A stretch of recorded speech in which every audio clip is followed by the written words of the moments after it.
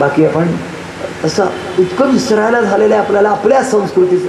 दधीचीने आपली हाडं दिली, त्याचं दिव्य अशा प्रकारचं हे बनलं वज्र. आणि वृत्रासुर आणि इंद्र यांचं विलक्षण युद्ध झालेलं आहे. विलक्षण युद्ध, मी असं शब्दप्रयोग का वापरतो लक्षात. विलक्षण युद्ध खूप नाही झालेली आहे, 4च झाली आहे आमच्या भागवताच्या प्रमाणे. एक झालेलं आहे राम रावणयोर युद्धम राम रावणयोरिव. राम आणि रावणांचं विलक्षण युद्ध झालेलं आहे. बली आणि देव, बली म्हणजे असुर आणि देव यांचं समुद्र मंथनानंतर देवासुर संग्राम झालाय, विलक्षण युद्ध झालेलं आहे. हे विलक्षण युद्ध आहे इंद्र आणि वृत्रासुर. आणि महाभारतीय युद्ध जे झालं द्वापार युगाच्या शेवटी ते विलक्षण झाले. अलौकिक युद्ध झालेले आहेत. म्हणजे त्या युद्धामध्ये सर्वास्त्रांचे प्रयोग झालेले, ब्रह्मास्त्रापर्यंत प्रयोग झालेले. अग्नेयास्त्र, वरुणास्त्र, नागास्त्र सगळ्यांची. आणि सर्वश्रेष्ठ योद्धे त्या काळातले अप टू डेट जे कोणी असतील लक्षात ठेवा. त्या काळामध्ये सर्वश्रेष्ठ योद्ध्यांमध्ये परशुराम आहे, भीष्माचार्य आहे, द्रोणाचार्य आहे, अर्जुन आहे, अलौकिक योद्धे आहेत. आणि या सगळ्यांनी आपली अलौकिक शक्ती पणाला घालून युद्ध खेळलेले. पहा पुढे ते म्हणतात वृत्रासुराने, हे वृत्रासुराचं भयंकर त्यांनी सिंहनाद केला. देव त्या सिंहनादाने मूर्छित झाले. आणि वृत्रासुराचा आणखी याचं जे तुमल युद्ध झालं त्याच्यामध्ये सर्वात महत्त्वाची बाब ही होती, वृत्रासुर इतका सुंदर बोलत होता असं वाटतच नव्हतं की हा असुर आहे, असं वाटत होतं की हा भगवत भक्त आहे. इंद्राला तो म्हणाला, एकदा असं झालं इंद्राचं वज्र पडलं. इंद्राला तो म्हणाला, इंद्रा ये तुझं वज्र उचल, मी निशस्त्र इंद्रा तुला मारणार नाही, मी योद्धा आहे तू योद्धा आहे, पाठीमागून येऊन असं कपटाने मारणार नाही तुला मी कधी, तुझ्या हातून मी मरेन, मला भूषण आहे. पण तू असं समजू नको की मी तुला असं यांनी हे करेन म्हणून. पहा त्यांनी सांगितलंय, ते म्हणते तुझं वज्र हा श्रीहरीच्या तेजाने संपन्न आहे, त्यांनी तुला मारायची मला इच्छा केली, तू मला वज्राने मार. आणि इतकं सुंदर बोलला इंद्राला आश्चर्य वाटलं. इंद्र म्हणाला, वृत्रासुरा तू माझा काळ आहेस आणि मी तुझा काळ आहे, पण तुझ्याजवळ इतकी उदारता, इतकं प्रेम, इतकी वृत्तीची हे कशी आहे. तो म्हणाला, माझं गतजन्मातलं पुण्य आहे, खरी गोष्ट आहे. काय झालंय ते लक्षात घ्या. आणि वृत्रासुराला त्यांनी इंद्राने कशाने मारलं, वज्राने मारलं. मोठा तो दिव्य देह असा पडला आणि इंद्राला राज्य मिळालं स्वर्गाचं. वृत्रासुराचा वध झाला. आणि वृत्रासुर कोण होता हे नंतर परीक्षिताने विचारलं. शुकदेवा, या वृत्रासुराचा पूर्ववृत्तांत मला सांगा. हा वृत्रासुर जो होता हा चित्रकेतू नावाचा राजा होता.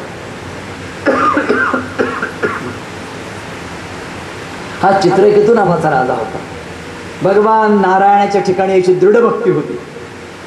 अत्यंत सत्वमय देव आणि ऋषींच्या भगवंताच्या ठिकाणी त्याचं प्रेम होतं. आणि शुकदेव सांगतात, तो प्राचीन इतिहास आहे. शूरसेन देशामध्ये चक्रवर्ती सम्राट चित्रकेतू राज्य करत होता. पृथ्वी सुखकती संपन्न होती, त्याला पुष्कळ सुंदर राण्या होत्या. तो राजासुद्धा तारुण्य, विद्या, ऐश्वर्य यांनी युक्त होता. आणि त्यांच्या घरी पुत्र नव्हता. दुःखी होते सगळे. एवढा राणी बसाय, एवढं सुंदर राज्य आहे आणि पुत्रांनी. अंगिरा आणि नारद हे दोघं जण एक दिवशी त्यांच्या इथे आले आणि अंगिरा ऋषींनी त्याला उपदेश केला. अंगिरा ऋषींना त्यांनी म्हटलं की महाराज, तुम्ही सगळे सामर्थ्य संपन्न मोठे आहात, मला एखादा पुत्र होईल असा आशीर्वाद द्या ना. ते हसले. ते म्हणाले, राजा खरं सांगू, तुझ्या नशिबात पुत्र नाही आहे, पण आता तू मागतोयस म्हणून आम्ही तेवढं पुरतं तुला सांगतो, तुला पुत्र होईल तर तुला सुख देईल आणि दुःख देईल. तर बघा बरं, नुसतं पुत्र होऊन फायदा नसतो, पुत्रही व्हावा आणि सुखही लाभलं पाहिजे. पुत्र जर शापित पुत्रासारखा पोटी आला ना तर तो फक्त वैरासारखा वागतो बापाशी. वैर असा नाजूक नात्याने आपल्या घरात येतो आणि बापाचं त्याचं यत्किंचित एका छताखाली दोघं जण जेवू शकत नाही, राहू शकत नाही. हा शाप आहे. पुत्ररूपाने आलेला आहे. पुत्र शब्दाचा अर्थ काय? नीट समजून घ्या पुत्र शब्दाचा अर्थ. पूतात त्रायते ते पुत्र. हा पूत नावाच्या नरकापासून जो आपल्याला मुक्त करतो तो पुत्र आहे, त्याचं नाव पुत्र. म्हणून आपल्याला गती देणारा, सद्गती देणारा आपण गेल्यानंतर तो असतो. आपल्याला पाणी कोण पाजेल असं म्हणतात. आपल्याला कुणालाही आपले पोरं आपल्या श्राद्ध करतील याची खात्री नाही, त्याच्यामुळे आपल्याला पाणी सद्गुरूच देणार आहे. सगळे लोक लक्षात ठेवा, निष्काम बुद्धीने सद्गुरूची पूजा करा. आपल्याला पुत्रमित्र काही देणार नाहीये, ते त्यांच्या सुखी राहो म्हणजे झालं. खरी गोष्ट. हा काळ असा आलाय, कशाचं श्राद्ध कशाचं काय. आपण आपलं श्राद्ध बद्रीनारायण करून घेणार आहोत, कुणाला श्राद्ध करण्याची गरज नाही आपल्यानंतर. काळ इतका विलक्षण बदलतोय, आपण काळाची पावलं ओळखली पाहिजे, तरच आपल्याला हे होईल. असेल आपल्या नशिबात तर होईल, नसेल तर काही नाही होणार आहे. परंतु कालच्या माझ्या वडिलांनी आमच्या आजोबांचं आम्ही आयुष्यभर पाहतो, त्यांनी बरोबर श्राद्ध करायचं. आमच्या घरी व्हायचं, आमच्या आजोबांचं श्राद्ध आहे काय, आमच्या आजीचं श्राद्ध आहे, हे संपलं, हे दृश्य संपलंय. यायच्या आमच्या वडिलांनी मला मरण्याच्या पूर्वी स्वच्छ शब्दात सांगितलं, बेटा माझं श्राद्धावर उभयने तू माझ्या पुण्यतिथीला गरीब मुलांना खायला घाल, मला ते पावेल. 5 वर्ष मी श्राद्ध केलं. त्याच्यानंतर मी आमच्या इथल्या उज्जैनला आमच्या इथे एक हे, तिथे दरवर्षी शिधा देतो. तिथल्या मुलांना, अनाथ अपंग मुलं जी आहेत, अनाथ मुलं आहेत, तिथे त्यांना मी एका मुलाला दत्तक घेतलं आहे, त्याला काहीतरी देतो त्याच्या नावाने, आणि वडिलांचं श्राद्ध करतो. आपल्याला म्हणजे मी तुम्हाला हे जर आपली स्थिती आहे तर आपले पोरं काय आपलं करणार आहे. त्याच्यामुळे भलत्या भ्रमात आपण राहायचं कारण नाही. आपले पोरं प्रेमळ आहेत, हुशार आहेत, चांगले आहेत, दक्ष आहेत सगळे, पुढे भलत्या गोष्टीची अपेक्षा आपण कोणी करणार नाही. हा काळाचा प्रभाव, हे लक्षात घ्या. पुढे हा चित्रकेतू जो आहे याला त्यांनी सांगितलं की तुला पुत्र होईल तर सुख दिलं आणि दुःखही देईल तुला. त्यांनी सांगितलं बोल. आणि काय झालं, मुलगा झाला. आनंदी आनंदकडे सबंध राज्यामध्ये वाही फिरली. सबंध राज्यात त्यांनी हे केलं, पेढे वाटले, सगळं राणी बसा सगळा आनंदाने हे झाला. ज्या राणीला, पहिल्या राणीला मुलगा झाला, आणि लक्षात ठेवा बाकीच्या राण्या मत्सराने जळून गेल्या, आणि त्यांनी त्या मुलाला तो 2.25 महिन्याचा असताना विष घातलं पाळण्यात मारून टाकलं. एक दिवशी तो मुलगा उठतो ना रे म्हणून उठलाच नाही. समान सुख दिलं दुःख देतोय, आणि सगळ्या एका स्वरात रडायला लागल्या. कारण रडलं नाही तर जी रडणार नाही तिच्यावर आळ येईल ना, म्हणून सगळ्या एका स्वरात रडायला लागल्या. तर म्हणून ते याच्यामध्ये भाड्याने रडणाऱ्या बायका आणतात राजस्थानामध्ये. त्याच्याप्रकार मी म्हणजे तुम्हाला कुठलं मी कपोल कल्पित सांगत नाही, कारण आळ कोणावर येईल. समजा जर मी आनंदाने हसली तर मला पकडलं नाही जाणार की मीच घातलं विष. म्हणजे मी रडण्यात जर स्वर प्रेमाने नाही मिसळवला तर मला शोक झालाय हे कळेल कसं राजाला. राजा पकडेल कोणाला.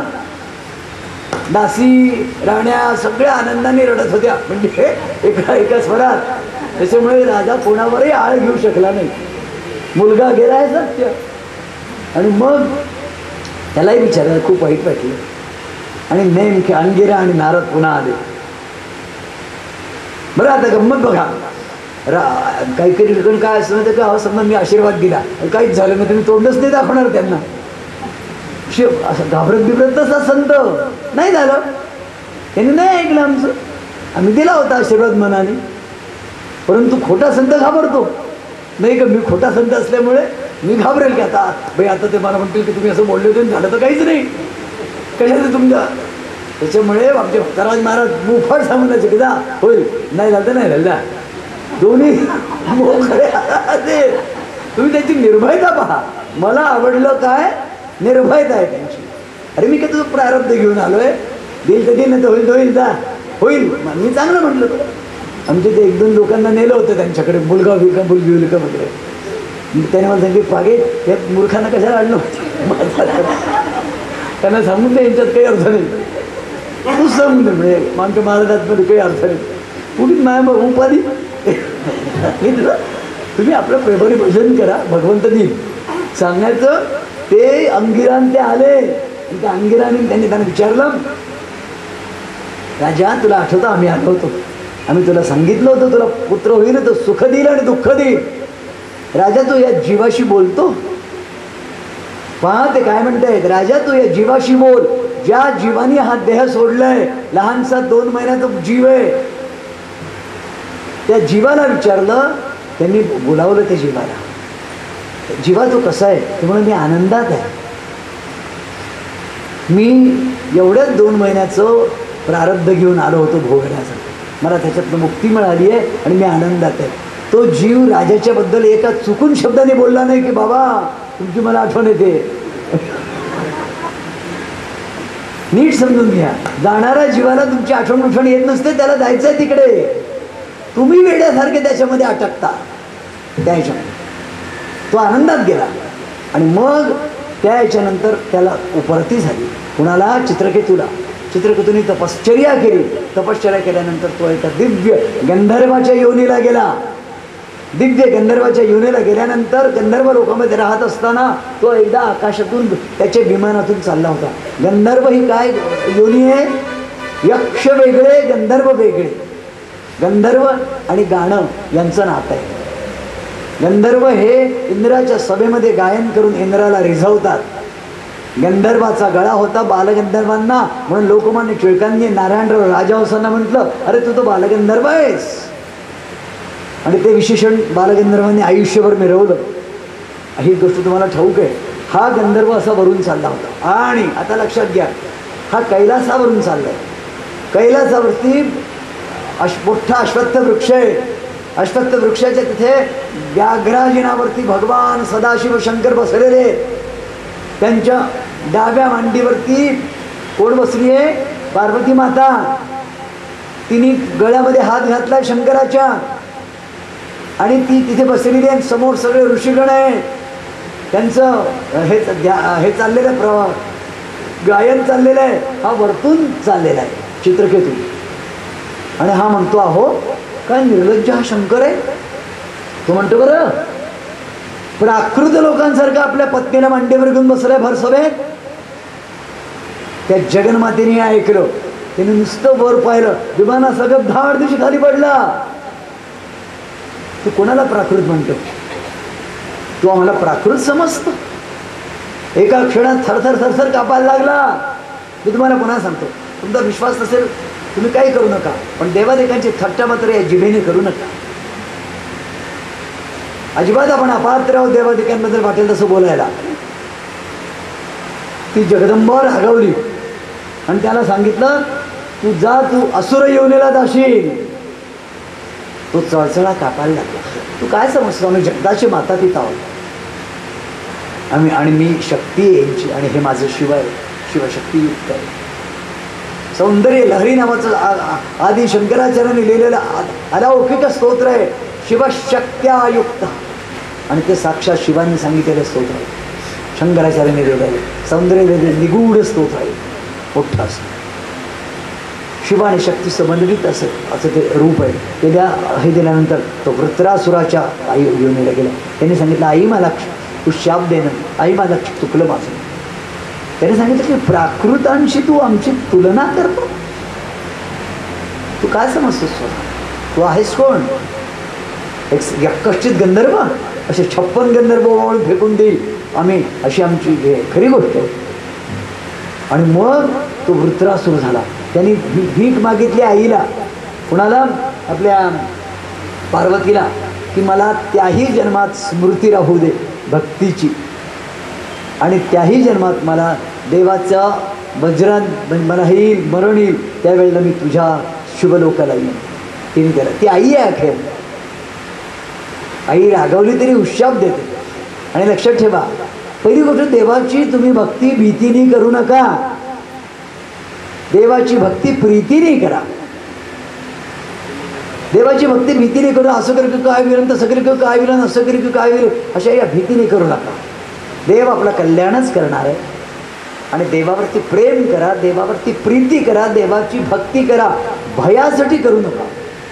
हे नाही झालं मग तसं वीर म्हणतो देव रागवेल, मग कुलदेवता रागवेल आणि हे रागवेल मग असं वीर तसं नाही. देव माझी आई आहे, तू माझी माऊली मी वो तुझा तान्हा, पाजी प्रेम पान्हा पांडुरंग.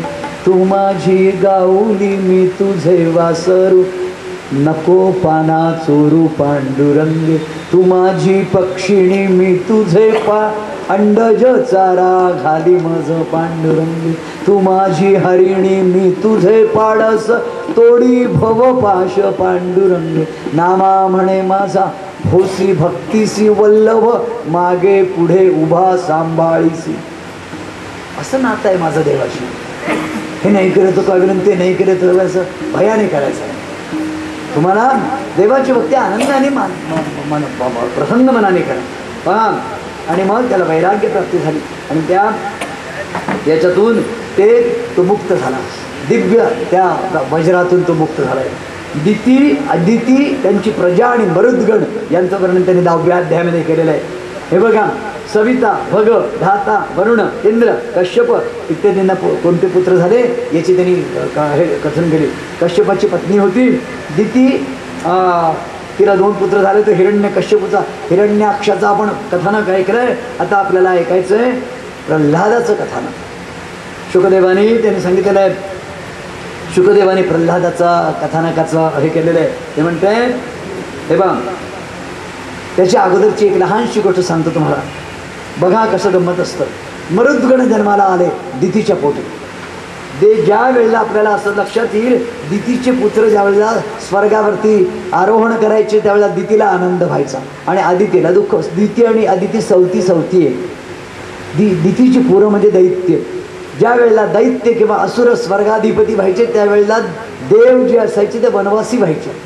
आणि त्याचं वाईट कोणाला वाटायचं? आईला. की ती कश्यपांना म्हणायची, अहो माझी पुत्रांना तुम्ही आशीर्वाद द्या ना चांगला, त्यांचे दिवस चांगले कसे येतील. आणि मग अशाच याच्यामध्ये एकदा दितीला ज्या वेळेला इंद्र राज्यावर होता त्यावेळेला दितीने काय व्रत मागितलं माहिती आहे? की इंद्राला मारणारा पुत्र मला होऊ दे. आता पहा, इंद्र कोण आहे? वस्तुतः इंद्र हे कश्यपांपासूनच जन्माला आलेला आहे. पण त्याला म्हणजे हा मत्सर आहे.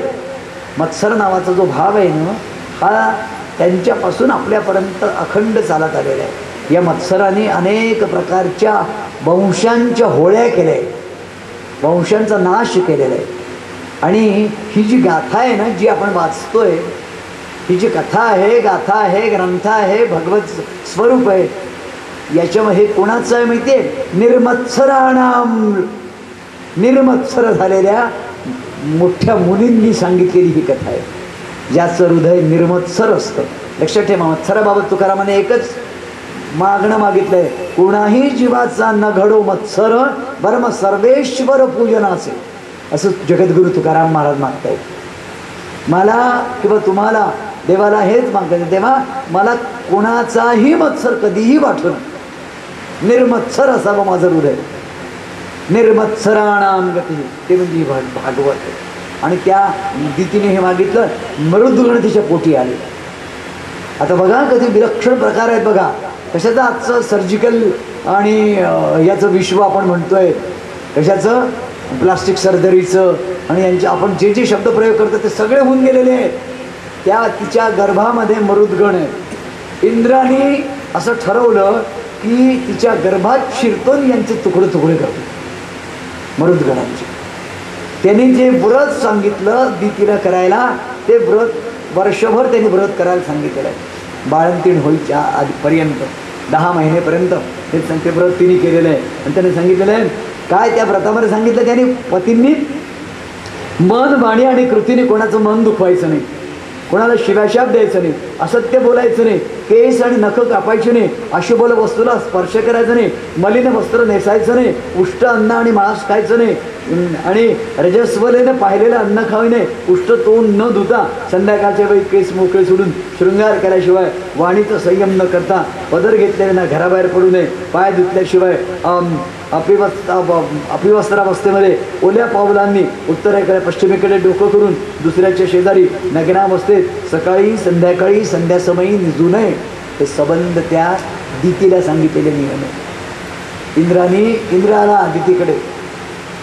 इंद्र म्हणाला, मावशी मी तुझी सेवा करतो. आता बघा, इंद्राची ही मावशी आहे दिती, आदिती आई आहे. तर तिला काही खरं वाटलं नाही, पण इंद्राने मोडून टाकलं तिला. बरं म्हणाले तर. आणि इंद्र तिच्यावरती अखंड रक्षण करायला लागला की ही चुकते केव्हा, ही आपल्या व्रतामध्ये चुकली की मी हिच्या पोटात जाऊन हिच्या मुलांची हत्या करीन. आणि एक दिवशी बरोबर ती संध्याकाळच्या वेळेला चुकली. तिने जेव्हा खाऊ नये, उष्ट खाऊ नये असं ते केलं आणि ताबडतोब आपल्याला असं दिसेल की ती खंगून गेली होती. संध्याकाळी तिच्या दुर्दैवाने तिला मोह पडला. तोंड आणि हातपाय न धुता ती निजली. इंद्राला ही संधी सापडली. योगाच्या सामर्थ्याने तो तिच्या उदरामध्ये गेला आणि त्या तेजस्वी वज्राने तिच्या गर्भाचे 7 तुकडे केले. ते गर्भ रडायला लागलं.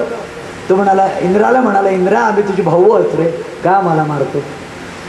इंद्राला काही खरं वाटलं नाही. इंद्र म्हणाला, नाही नाही, तुम्हाला मी गर्भातच गारद करीन, बाहेर येऊ देणार नाही. त्यांनी त्या 7चे आणखी तुकडे 49 तुकडे केले तरी गर्भ जिवंत राहिला. आणि तिला एकच मुलगा व्हायचा होता, तर 49 मुलं झाली.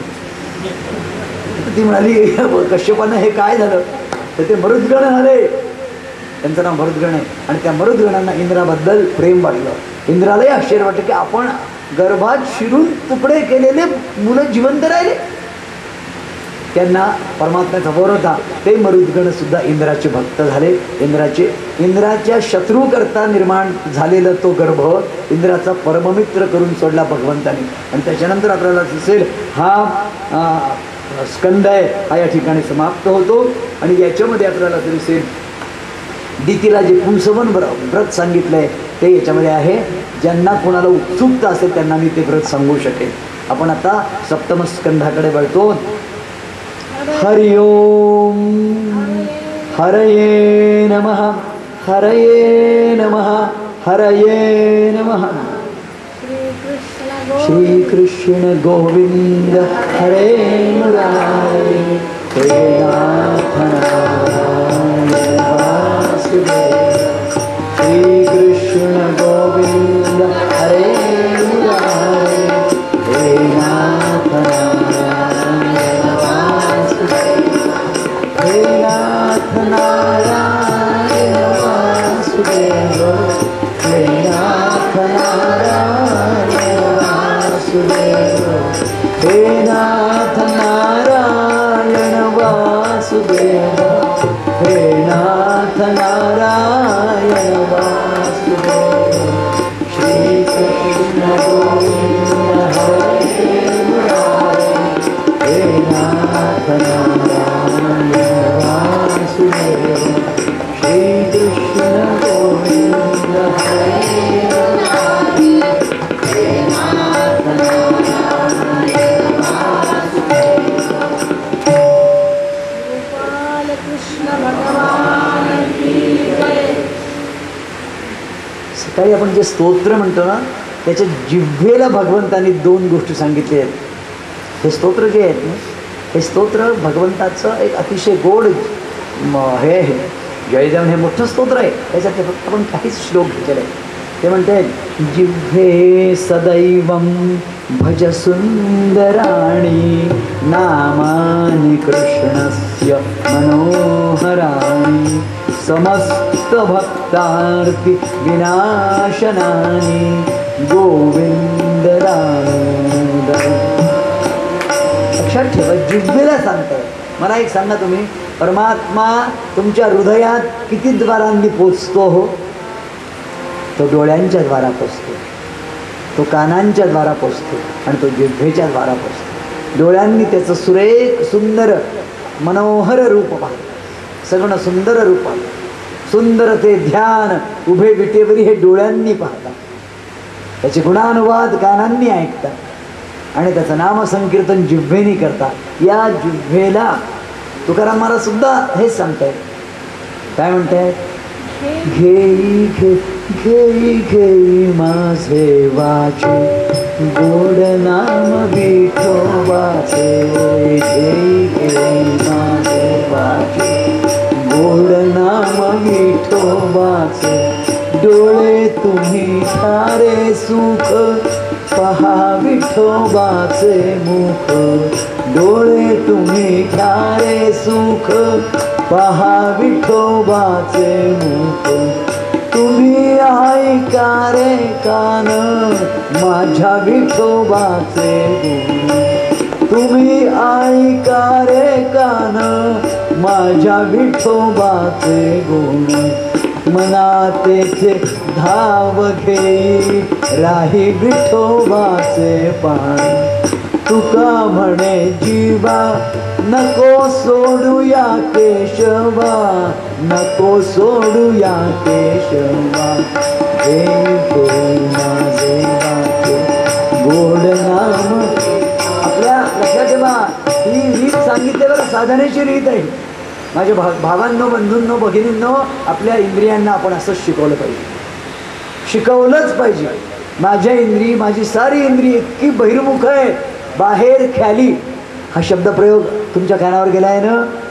काही काही माणसं बाहेर ख्याली असतात असं त्यांच्या बायका म्हणतात. त्याचं कारण काय की त्यांचं चित्त घरात रमत नाही, ते बाहेर रमतात. तशी माझी ही सर्व इंद्रिय बाहेर ख्याली आहे, बहिर्मुख आहे. आणि माझा नारायण तर हृदयात आहे. माझ्या नारायणाला मला पाहायचं आहे, ते हृदयात पाहायचं आहे. आणि मग एक इंद्रिय मला हृदयातला नारायण दाखवायला तयार नाही आहे. सगळी इंद्रिय मला बाहेरच्या विश्वाकडे घेऊन चालली आहे. हे लक्षात घे, ही रीत चाललेली आहे आपली. प्रत्येक इंद्रियाला सांगायचंय, हातांना सांगायचंय, करचरण कृतं वा कायजम कर्मजम वा यद यद कर्म करोमि तत्तद अखिलम शंभो तवाराधनम. हे मलाच त्यानं सांगायचं. आणि असं जर मी केलं नाही, पावलांनी माझी पावलं कुठे वळतात रोज सायंकाळी, ती जर सत्संगाकडे वळली, ती जर आश्रमात वळली, ती जर दादांकडे वळली, तर त्या पावलांना गती मिळणार आहे, स्थिती मिळणार आहे, प्रेम मिळणार आहे. माझ्या मनाला, बुद्धीला वेद जर नाही, बाहेर इतकं बाहेर विलोभनीय दृश्य आहे. आणि या दृश्यामध्ये सगळी इंद्रिय रमून जावी. मी तुम्हाला सांगितलं, आपल्या टी व्हीवरती दिवसभर काही ना काहीतरी चाललेले असतात. पारिवारिक, काय त्याला म्हणतात, पारिवारिक सिरियल. आणि त्याच्यामध्ये गोंधळ असतात. एकही सिरियल तुम्हाला कुठल्या प्रकारचं चांगलं जर देत असेल तर मला सांगा. एक जरी सिरियल नाही देत आहे, आणि आपण त्याच्यात रमून गेलेलं त्या ह्याच्यात, त्या सिरियलमध्ये हे इतके रमून गेलं म्हणजे अगदी सासूबाई सून बाकी भांडतील पण सिरियल पाहायला बरोबर बसतात. हे काहीतरी विलक्षण दृश्य आहे त्या ठिकाणी. आणि मग फोननी विचारतं, मग त्याचं काय झालं ग, फोननी मला पाहायलाच मिळालं ना. मग त्या एपिसोडमध्ये काय झालं, ही जी काही आपल्याला ही जी लय लागली ना, ही माझी लय इकडे कधी लागेल. मी जर इकडे आलेलो आहे ना, तर माझी इकडे लय लागली पाहिजे.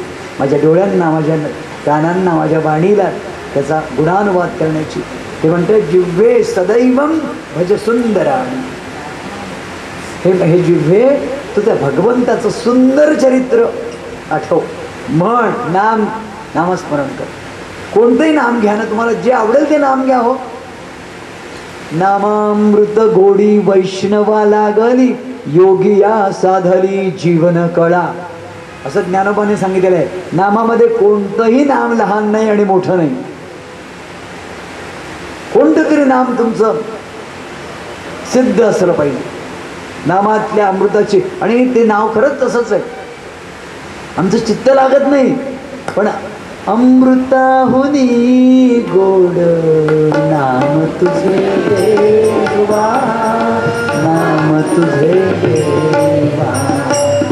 अमृताहुनी गोड नाम तुझे देवा, नाम तुझे देवा. मन माझे केशवा काबाना घे, काबाना घे. का नाही घेत? मीच म्हणत नाहीये, नामदेवांपासून सगळे म्हणते. अरे इतकं गोड नाम नाव आहे. कारण काय, आपल्याला नामामृताची गोडीच नाही लागली. जोपर्यंत नामामृताची गोडी लागत नाही ना तोपर्यंत आपण नामामध्ये रंगू शकत नाही. मी तुम्हाला एक अतिशय गोड आणि सुंदर असं आमचे गोंधवलेकर महाराजांचे बाबा बेलसरे नावाचे भक्त होते. श्रेष्ठ ज्ञानी तत्वज्ञानाचे प्रोफेसर होते हैदराबादला आणि मुंबईला. आणि मी भाग्यवान आहे, दासबोध गुढार्थ दीपिकेचं संपादन आणि प्रकाशन करत असताना मी बेलसरे महाराजांच्या भेटीला गेलो. बेलसरे महाराज मालाडला राहत होते. मालाडला त्यांचं घर होतं. मी गेल्या गेल्या त्यांना मी आणि माझे भाऊ होते भास्करराव, आणि ते येतील उद्या परवा. आता आम्ही म्हटलं महाराज आहेत का, बेलसरे महाराज आहेत का, बाहेरून विचारलं. ते म्हणाले महाराज नाहीत बेलसरे या. आणि मग त्यांनी आम्हाला बसवलं. मग कुठून आला काय आला सगळं मला विचारलं. दासबोध गुढार्थ दीपिका काढणं मी तिथे 2 भजनं म्हटली त्यांच्यासमोर, त्यांना आवडली छान. मला त्यांनी विचारलं की अरे त्याला बराच पैसा लागेल नाही रे. म्हटलं हो. मग पैशाचं काय करणार आहे. म्हणजे दाता रामसुखाच, मूर्ख आहेस म्हणते. म्हटलं महाराज म्हणून तर तुमच्याकडे आलो, मी शहाणा असतो तर तुमच्याकडे आलो नसतो. त्यांनी मला पूर्ण आशीर्वाद दिला आणि आमचा दासबोध गुढार्थ दीपिका अतिसुंदर निघाला. आणि आज एकही प्रत उरलेली नाही, एकही प्रत उरलेली नाही. बेलसरे महाराजांनी एका पतिपत्नींना नामाच्या महत्त्वाबद्दल पर्सनल एक पत्र पाठवलं. ते पत्र मी माझ्याजवळ आलेलं आहे. ते पत्र मला त्यांच्या चिरंजीवांकडून मिळालेलं आहे. बरं, त्यांचे चिरंजीव आहेत आज. आणि केतकरांचं चरित्र माझ्याजवळ आहे. त्या दासगड महाराजांचे यांचे नामस तुमच्या गोंधवलेकर महाराजांवरचं जेवढं म्हणून उपलब्ध साहित्य ते संबंध माझ्या भगवंताच्या कृपेने माझ्या घरी आहे, वाचनात आहे. आणि त्यांच्याशी संलग्न असलेली मंडळींचं प्रेम आहे माझ्यावर. सांगायची गोष्ट म्हणजे त्यांनी नामाचं सांगितलं की नामाचा नाद लागतो माणसाला. नामाच्या नादात माणसाचा नाद तो पराकुटीला पोचतो. त्यावेळेला आपोआप नाव सुरू व्हायला लागतं. भक्तराज महाराज हा अनुभव देतात. तुम्ही तुम्हाला आपोआप नाव सुरू होतं, नाव घ्यावं लागत नाही. आणि जेव्हा असं होतं तोपर्यंत नामाचा छंद, नामाचा नाद आणि नामामध्ये विसर्जन असं कसं करावं हे त्यांनी सांगितलेलं आहे. या ठिकाणी मी जे म्हणतो आहे जिव्हेला तुम्हाला शिकवायचं आहे. जिव्हेवरी बैसरे गोविंद असं बाबा सांगतायत. आपल्या जिव्हेवरती अखंड माझं तुम्हाला हात जोडून सांगणं आहे, जर तुम्हाला या भक्तिपंथाने जायचं असेल तर बरं, नाही तर तुम्ही हजारो वाटांनी जायला मोकळे आहात. हे जग आहे. चौरस्त्यावर उभे आहात, जिकडे वाट फुटेल तिकडे जा, आमचं काही म्हणणं नाही. पण जर तुमच्या मनात असा दूर अंधूक रिमोट पॉसिबिलिटी जरी तुम्हाला असं वाटत असेल की आम्हाला भक्तिपंथाने जायचं आहे, तर तुम्हाला काय करायचं आहे ते हे आपल्याला सांगणारे संत बसलेले आहे. ते म्हणतात या जिव्हेला हे शिकव. पद जिव्हे भगवंताचं नाव म्हण. आणि या त्याने सांगतायत नामाने कृष्णस्य मनोहराने. हे काय करेल, समस्त भक्तार्थी विनाशनाने. नाम काहीही करू शकतं.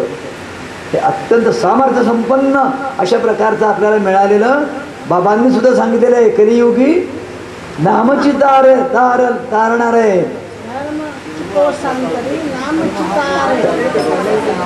नामची तारेल भवसागरी हे त्याने सांगितलं. तुकाराम महाराज विचारतायत नाम घेता वाया गेला ऐसा कुणी दाखवी मला. तुकाराम महाराज विचारतायत ऐसी बहुतांशी साक्ष मुखी नाम हाती मोक्ष ऐसी साक्ष बहुतांची. आणि या नामाचा आश्रय तुम्ही करा, तुम्हाला तो नाम मिळालेलं आहे हे ते सांगतायत. तसं दुसरं याच्यामध्ये सांगून राहिलेले आहे जिव्हे. पुन्हा एक श्लोक आहे, जिव्हे ही भस्मामृतमेत देव. अगं जिव्हे हेच अमृत पुन्हा पुन्हा घे. मी तुम्हाला खरं सांगू, इतकी भागवत झाली तरी अजून मी माझ्या जीवनात ठरवलं आहे की जोपर्यंत तुम्हाला बसण्याची शक्ती देतोय, बोलण्याची शक्ती देतोय, तोपर्यंत मी भागवत करीन. पुढच्याही जन्मी करीन. जन्मोजन्मी तुला यदुराणा करीन अर्पण काया. कधी तू येशील रे स्वानंदा. आलं लक्षात. मला कधीही कंटाळा येणार नाही. आणि मला ही खात्री आहे, माझ्याजवळ 10ही श्रोते होते, माझ्याजवळ 3,500 श्रोते होते. त्याच्यामुळे मला श्रोत्यांमुळे माझं भागवत रंगत नाही, मी माझ्या आनंदात राहतो. श्रोते मुळे भागवत रंगेल किंवा हा भाग नाही, आपल्याला रंगवणारा, आत्मरंगात नेणारा परमात्मा समोर बसलाय, तो आपल्याला रंगवेल. पुढे आज मी एखादा वचन दिलंय, ते वचन पाळायचा प्रयत्न करणार आहे. माझ्या हातात काही नाही, पण वचन पाळूया. ते जिव्हा माझी कशी आहे? रसज्ञे. जिव्हे रसज्ञे मधुर प्रियात्वम. हे रसज्ञे जिव्हे. जिव्हा माझी कशी आहे? रसज्ञ आहे. रसज्ञ म्हणजे काय हो? रसज्ञ म्हणजे काय रे? काय तुमच्यासारखं बायकांना रसज्ञ शब्दाचा हे काय? आंब्याचा रस खाताना जिभेला आवडतं ना की नाही आवडत? आंब्याचा रसही आवडतो, लिंबाचा रसही आवडतो, पियुषही आवडतं, सुधारसही आवडतो. अनेक प्रकारचे रस चाकून ही जिव्हा चोखंदळ बनली आहे, चविष्ट बनलेली आहे. लहानसं जरी या जिभेला आपण काहीतरी उणं दिलं तर ती म्हणते नाही नाही मीठ कमी आहे, नाही नाही साखर जास्त आहे, नाही नाही आंबट. अशी इकडचे रस जसे तसं भक्तिरसाची ही वेळी आहे. परमात्मा हा रसांचा राजा आहे.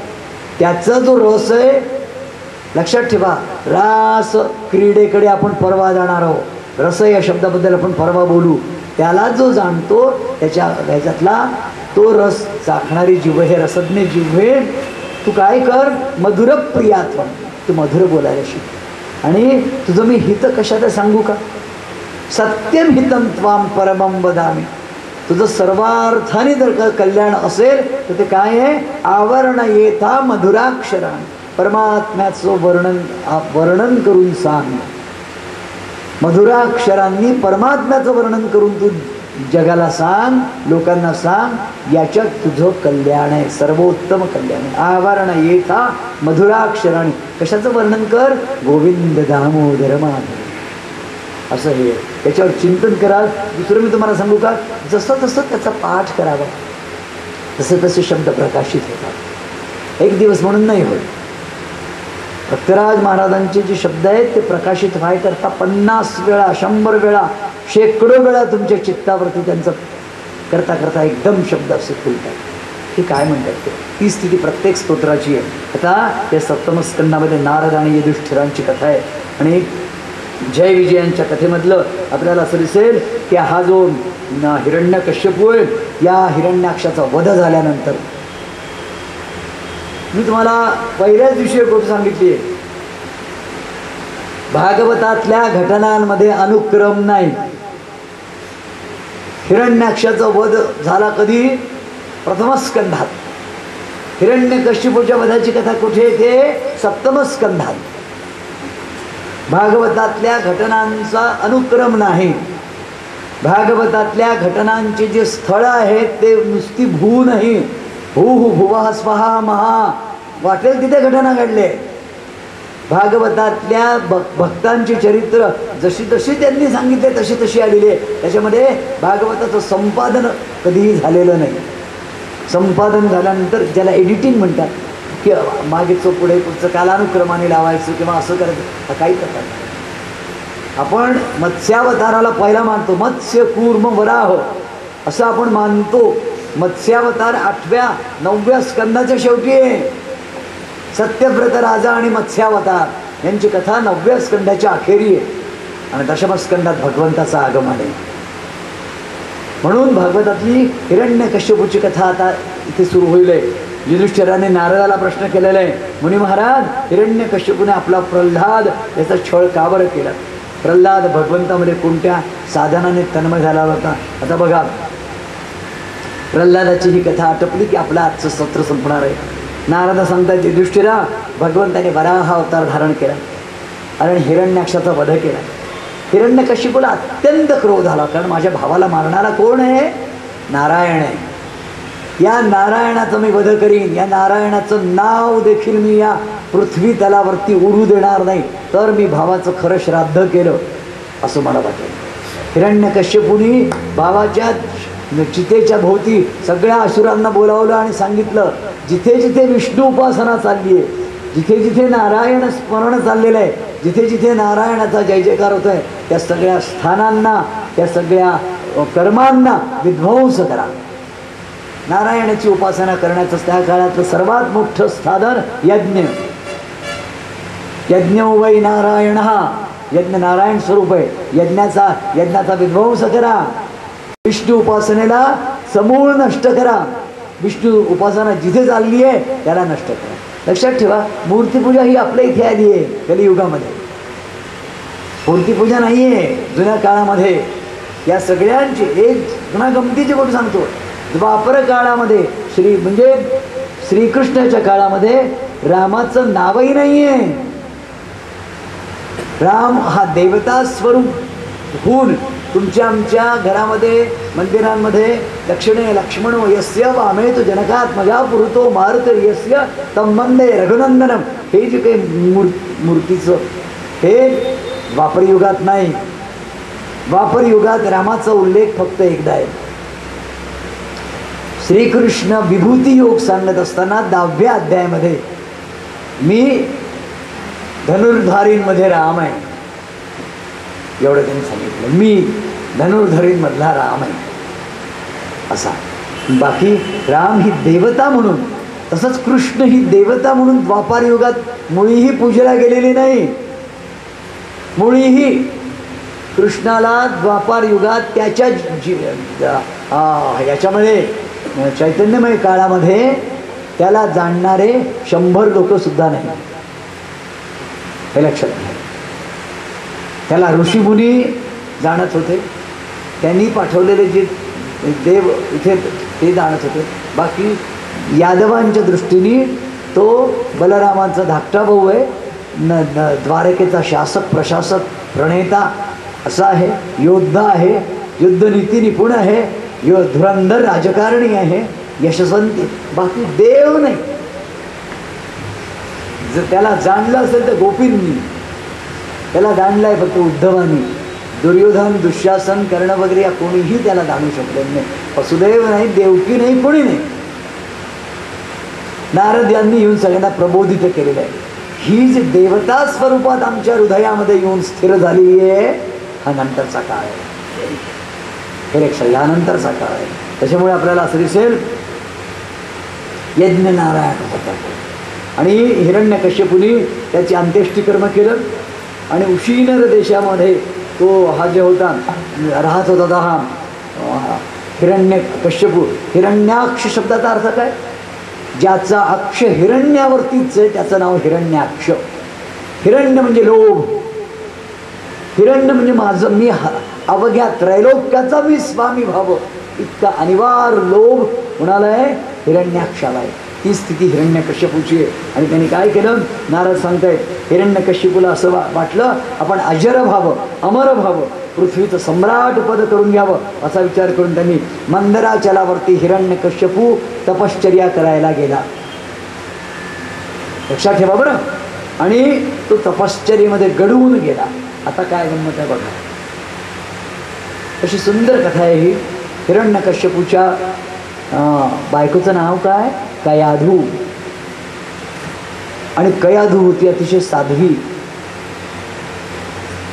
कयाधू हा पहिल्यांदा गेला त्याला कशाला? तुमच्या तपश्चर्येला. आणि जायला म्हणून बसला आणि उद्या सकाळी मी जाणार आहे असं सांगितलं. आणि सायंकाळी कयाधू त्याला जेवायला वाढतो. आणि एक पोपट होता. त्या पोपटाला तिने शिकवलं होतं नारायण नारायण. तो पोपट नारायण नारायण तो म्हणाला, अगं हा पक्षी कोणी आणला? बुडगाव त्याची मान. माझ्यासमोर हा नारायणाचं नाव घेतोय. नारायणाला मारण्यासाठी तप करण्यासाठी मी चाललोय. नारायणाच्या वधाकरता मला अमोघ शक्ती हवी आहे. नारायणाच्या पेक्षा अधिक बळ आणि मला अजर आणि अमर असं व्हायचंय, त्याच्यासाठी मी जातोय. आणि हा कोण नाही. तर त्या माणसात त्या पोपट्याच्या निमित्ताने त्यांनी 10 वेळा नारायणाचं नाव घेतलं. तेवढ्यानेच त्याच्या बायकोला बरं वाटतं. पोपटाला महाराज हा नारायण नारायण म्हणतोय असं म्हणत म्हणत त्याच्या मुखात नाव आलंय. आणि ती त्यावेळेला गर्भवती आहे. तिच्या पोटामध्ये कोण आहे? प्रल्हाद आहे.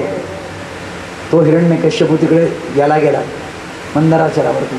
आणि त्याने असं उग्र तप केलं की त्याच्या भोवती वारुळ निर्माण झालं, जसं वाल्मिक वाल्याच्या भोवती झालं तसं. आणि एवढ्या काळामध्ये हिरण्यकशिपूने आपली राजधानी सोडली होती. मग इंद्र वगैरे देव जे आहेत त्यांनी त्याची राजधानी लुटली. आणि राजधानी लुटून नुसतीच राजधानी नाही, जेवढ्यांना मारता आलं तेवढ्याला इंद्राने आपल्या वज्राने मारलं. आणि त्यांनी त्या कयाधूला ओढत ओढत तिला बांधलं आणि तिला ओढत ओढत तो स्वर्गामध्ये घेऊन चालला. कयाधू भयभीत झालेली, मला सोडवा सोडवा म्हणून म्हणते इंद्राला. इंद्र म्हणाला तुझ्या सगळं तुझ्या गर्भाला मारून टाकेल, म्हणजे मला मारणारं कोणी उरणार नाही. तेवढ्यामध्ये श्रीमन्नारायण नारायण नारायण श्रीमन्नारायण नारायण नारायण श्रीमन्नारायण नारायण नारायण. ब्रह्मवीणा वाजवत नारद आले आणि म्हणाले अरे इंद्रा, देवेंद्र तू काय करतोय? देवेंद्राला नमस्कार केला. म्हणे देवेंद्र, त्याने म्हणाले मुनिराज ही माझ्या शत्रूची पत्नी आहे आणि ही गर्भवती आहे. माझा शत्रू गेलेला आहे तपाचरणाला, मी हिला नेणार आणि हिला हिच्या गर्भाला मारून टाकणार. देवेंद्रा तू एवढा बलवान आणि एवढा बुद्धिमान, तुला केवढं पाप लागेल कल्पना आहे? तुला माहिती आहे हिच्या पोटात कोण आहे? हिच्या पोटामध्ये भागवतोत्तम भक्त आहे महाविष्णूंचा. तू त्याला मारशील? लक्षात ठेव, त्याला जर तू मारलं तर तू सदाचा परांगमुख होशील स्वर्गापासून. तू असं कर, तू तिला मला देऊन टाक. मी तुला वचन देतो की हिचा मुलगा हा परमभक्त होणार. देवेंद्रांनी ऐकलं आणि नारद मुनींना कयाधूला देऊन टाक. कयाधूला घेऊन नारद मुनी आपल्या आश्रमात आले. जसं वाल्मिकी मुनींनी गर्भवती सीतेचं रक्षण केलं आणि सीता वाल्मिकी मुनींच्या आश्रमात प्रसूत झाली. उद्या संध्याकाळी आपला हाच विषय आहे. तसं रामरायांचं आगमन आहे उद्या, तसं कयाधू तिथे बाळंतीण झाली नारदांच्या. आणि नारदांनी ती गर्भात असलेल्या पुत्राला भागवत धर्माचा उपदेश केला आहे. लक्षात ठेवा, अभिमन्यूला सुभद्रेच्या पोटात असताना चक्रव्यूहामध्ये जाण्याचं मार्ग, शिरण्याचा मार्ग श्रीकृष्ण सांगतोय. अभिमन्यू हुंकार भरतोय, सुभद्रेला झोप लागली. 7व्या महिन्यानंतर गर्भ पूर्णपणे सगळ्या प्रकारच्या संवेदनांना प्रत्युत्तर देण्याच्या क्षमतेत येतो. आणि 7व्या महिने झालेला मुलगा हा म्हातारा होईपर्यंत जगतो. ही जी काही एक श्रुती आहे, म्हणजे 7व्या महिन्यात त्या गर्भाची पूर्णपणे वाढ झाली. नुसतीच वाढ नाही, त्याच्या सेन्सेशन्स जे आहेत, त्याचे जे काही नर्वस कंट्रोल जे असेल, नर्वस सिस्टीम असेल, तीही कंप्लीट डेव्हलप झालेली आहे. त्याच्याशिवाय एवढं ज्ञान तो घेऊ शकत नाही. सुभद्रेच्या बाबतीमध्ये असं झालं आहे. इथे सुद्धा काय झालं आहे, प्रल्हादाला त्याने भागवत धर्माचा उपदेश केला आणि कयाधू प्रसूत झाली. इकडे हिरण्यकश्यपूला ब्रह्मदेव प्रसन्न झाले. ब्रह्मदेवाने आपला कमंडलूतलं पाणी त्या याच्यावरती टाकलं, वारुळावरती. त्याच्यातून त्याचं वारुळ खचलं, पडलं. त्याच्यातून तो दिव्य देही हा असा हिरण्यकश्यपू निघाला. तरी काय वर मागावा? त्याने सांगितलं की मला तुझ्या सृष्टीतून निर्माण झालेलं कोणीही मारू शकणार नाही. ब्रह्मदेवा, तुझ्या सृष्टीतून निर्माण झालेली कोणतीही व्यक्ती, शक्ती, पशु, मनुष्य, यक्ष, गंधर्व, देव, दानव कोणी मला मारू शकणार नाही. कोणीही नाही. मला शस्त्राने मारणार नाही. मी घरात मरणार नाही, बाहेर मरणार नाही. मी शस्त्राने मरणार नाही, आत मरणार नाही, बाहेर असं अनंत प्रकारची दानं करणार. आणि त्याच्या तपश्चर्येला सुप्रसन्न होऊन त्याने हो म्हटले. हिरण्यकश्यप असा अजेय अजिंक्य होऊन पृथ्वीवर आला. आणि मग त्याला कळलं आपली पत्नी बाळंतीण झाली, असं झालं तसं झालं, इंद्राने असं केलं. तर मग त्याने आपलं पूर्ण सामर्थ्यानिशी इंद्राला पुन्हा नेस्तनाभूत केलं. इंद्राला कोंबडा बनवलं त्यांनी. पशुपक्ष्यांची रूपं घेऊन भयभीत होऊन देव हिरण्यकश्यपूच्या राज्यामध्ये राहिले. हिरण्यकश्यपू स्वर्गाचा राजा झाला. हिरण्यकश्यपूने पूर्णपणे सामर्थ्याने आपल्या म्हणतात मला मारणारा कोण आहे? तर लक्षात ठेवा, एकही परमेश्वरी योजना अशी असते की होमिओपॅथी ज्यांनी अभ्यास केला आहे त्यांना हे डॉक्टर आनंद जोशांचं एक मी पुस्तक वाचलं. निसर्गाची अशी योजना आहे जिथे आपण पडत असतो तिथेच आपलं औषध असतं. कॅलेंडुला किंवा आर्निका या नावाची औषध आहे आणि आपण जातो याने पर्वतावरती चढत असताना खर चढतो, पडतो, लागतो, गुडघे फुटतात. त्याची औषधांची योजना देव तिथेच करत असतो. ही दोन्ही औषधं तिथेच मिळतात त्यांनी हरकत अशी. तसं देव काय करत असतो, देत असतो आणि त्याची तयारी पण करून ठेवतो. त्याच्या ज्याला उत्कर्ष दिला त्याच्या अपकर्षाची तयारी देव करून देतो. हिरण्यकश्यपूच्या पोटीच हिरण्यकश्यपूचा काळ आहे. त्या प्रल्हादाला चंड आणि अमर्क नावाचे 2 शिष्य आहेत शुक्राचार्यांचे. त्यांची आहे शाळा. त्या शाळेमध्ये पाठवतात. सगळ्या मुलांबरोबर तो शाळेमध्ये जातो, शिकत जातो आणि 6 महिन्यानंतर हा 7 वर्षाचा प्रल्हाद जो आहे हा घरी येतो सुट्टीला घेऊन. प्रेमाने त्याला आपलं मांडीवर बसवतो. बाळा काय शिकला? तर बाळ आपल्या बापाला सांगतोय पित्याला, देवा या संपूर्ण चराचरात नारायण भरू दे आणि नारायणाच्या शक्तीपासून पानही हलत नाही. तुम्हाला जर का तुमचं ऐश्वर कायम टिकावं वाटत असेल तर तुम्ही नारायण परायण व्हा. तो ढकलून दिलं त्याने पोराला. म्हणे कुलांगार हे शिकाय करता बरं तुला तिथे पाठवलं. ते गुरु कुठे आहेत दोन्ही? ते गुरुंना बोलवा. ते गुरु बिचार हे आले. म्हणजे प्रायव्हेट कॉलेजमधली स्थिती अशीच असते बरं, खरं सांगतो. गव्हर्नमेंट कॉलेजचे लोक माजुरासारखे असतात. त्यांना माहिती असतं की आपल्याला कोण काढणार. पेन्शनपर्यंत आपला निर्वेद प्रवास आहे. प्रायव्हेट कॉलेजमध्ये मात्र त्यांना मॅनेजमेंटच्या डान्सप्रमाणे नाचावं लागतं. They have to dance according to the management. ही स्थिती आहे.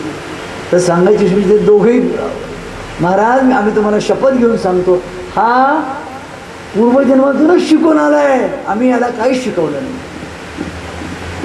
आणि म्हणाले पुन्हा जर का 6 महिने पुन्हा याला नीट शिकवा, अर्थशास्त्र शिकवा, याला राजनीती शिकवा. हे काय वेड्यासारखं शिकवलं नारायण नारायण. पुन्हा ते गेले, पुन्हा घेऊन गेले. तिथे गेल्यानंतर मग आता त्याचं परमोत्कर्षाला गेलं आहे. तो काय त्यांनी सगळ्या मुलांना बोलावलं आणि तो नारायणाच्या कथा त्यांना सांगायला लागल्या. आणि तो काय म्हणाला, त्यांनी सगळ्यांनी रासक्रीडा केली. तो मध्यभागी उभा आहे. श्रीकृष्ण गोविंद हरे मुरारे हे नाथ नारायण,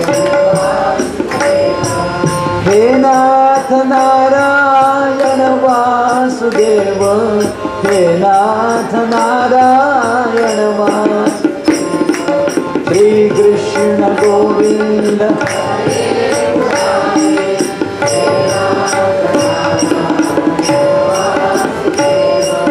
हे नाथ नारायण वासुदेव, हे नाथ नारायण. असं म्हणून टाळ्या वाजवून गोपाल कृष्ण राधे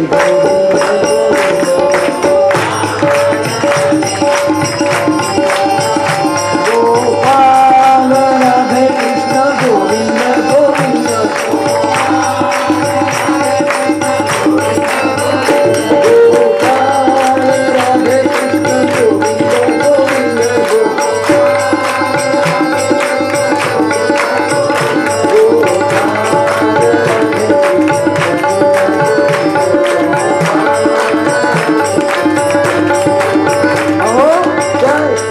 शाळेमध्ये सगळी मुलं नाचताय त्याच्या भोवतीने हा आपला गोपालाच्या याच्यामध्ये तिथे षंड आणि अमर्क आले आणि त्यांनी त्याचा हात पकडला.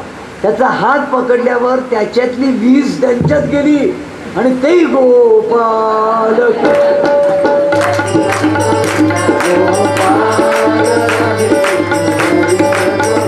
गोपाल राधे कृष्ण गोविंद गोविंद.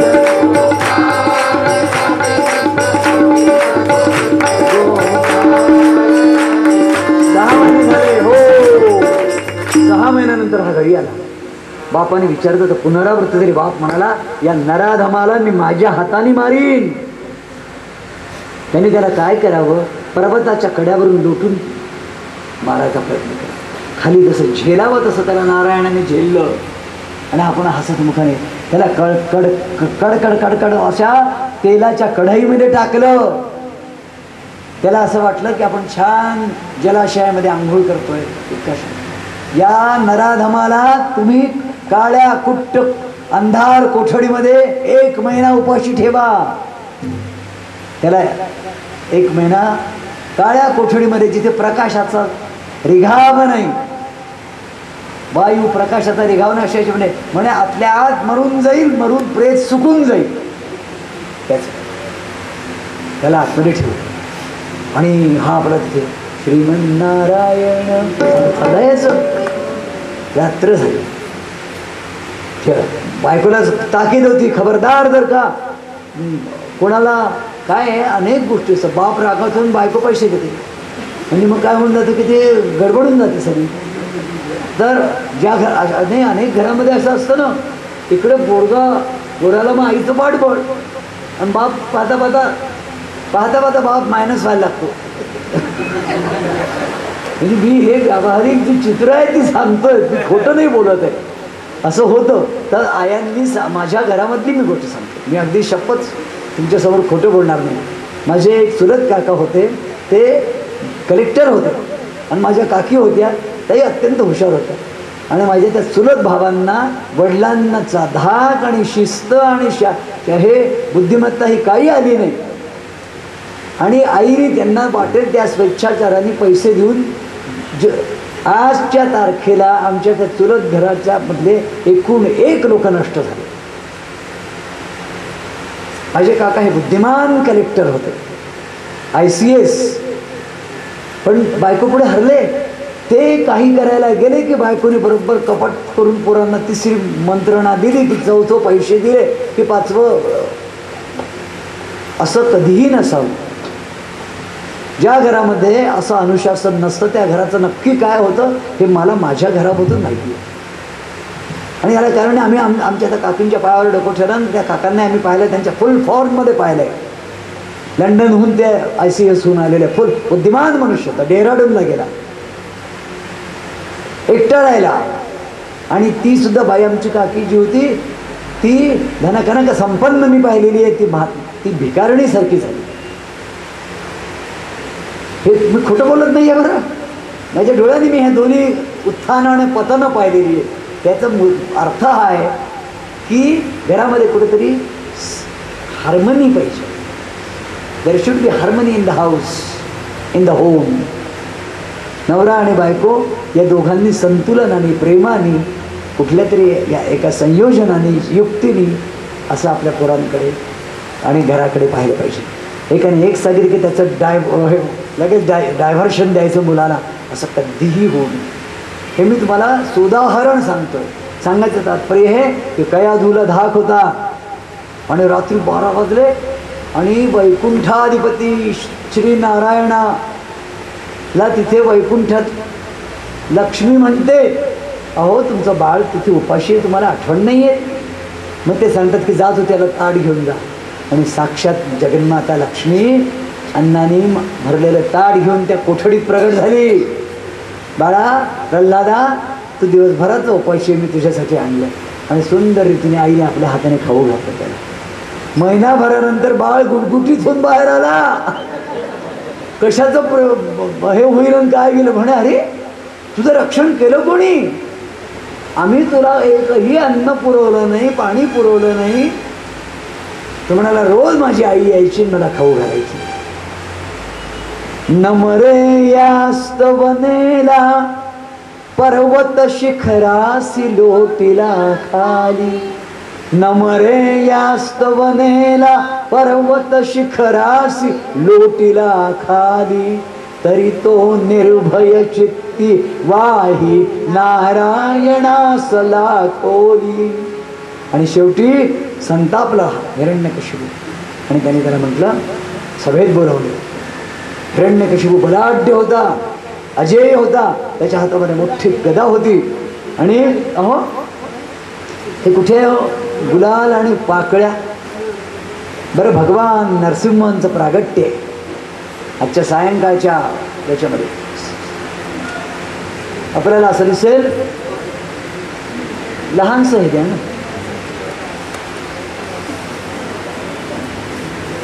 नाही म्हणजे काय आहे, मला सांगायला मीच विसरलो, माझीच चूक. आता उद्या सकाळपासून उद्या वामन भगवान येतील, उद्या नरसिंह परशुराम भगवान येतील आणि मग श्रीराम येतील दुपारी.